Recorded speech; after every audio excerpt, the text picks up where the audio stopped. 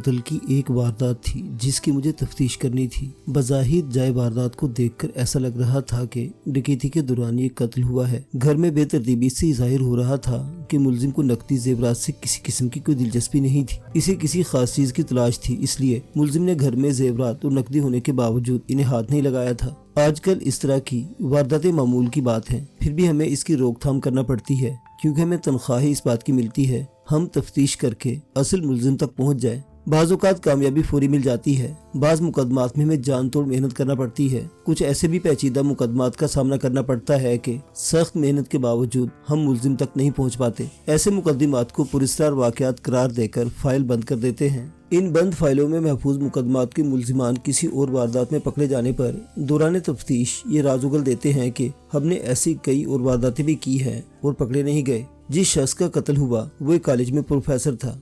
जिस दिन कत्ल की वारदात हुई उस रोज प्रोफेसर कफील अहमद की बेगम और बच्चे हैदराबाद एक शादी की तकरीब में गए हुए थे। इस बात से जाहिर हुआ कि मुलजिम के इल्म में ये बात थी कि प्रोफेसर कफील घर में अकेला है, इसे खास मुज़ाहमत का सामना नहीं करना पड़ेगा और इसके मकसद में कामयाबी इसीलिए हुई। ये मेरा ख्याल है। हो सकता है कि जिस चीज की मुलजिम को तलाश हो वो प्रोफेसर कफील अहमद ने देने से इनकार कर दिया हो, इस पर वो मुश्तिल हो गया हो। मुझे इस कत्ल का सुराग लगाना था। मेरे पास ऐसा कोई सिरा नहीं था कि मैं इस गुत्थी को फौरी सुलझा दूं। मैंने अपनी तफ्तीश का आगाज प्रोफेसर की बीवी से किया। वो सोग की हालत में थी, इसका सुहाग उजड़ गया था। मेरी मजबूरी थी कि मुझे इससे ही अपनी तफ्तीश का आगाज करना था। वो इद्दत में थी, इसलिए बंद दरवाजे के पीछे बैठकर जवाब देने पर तैयार हो गई। मुअज़्ज़िज़ सामीन और नाज़रीन, बकिया कहानी सुनने और वीडियो देखने के लिए हमारे न्यू चैनल क्राइम स्टोरीज को सब्सक्राइब करें, क्योंकि बकिया तमाम अक़सात न्यू चैनल क्राइम स्टोरीज पर अपलोड होंगी। चैनल का लिंक डिस्क्रिप्शन में मौजूद है। आपकी मोहब्बतों का शुक्रिया।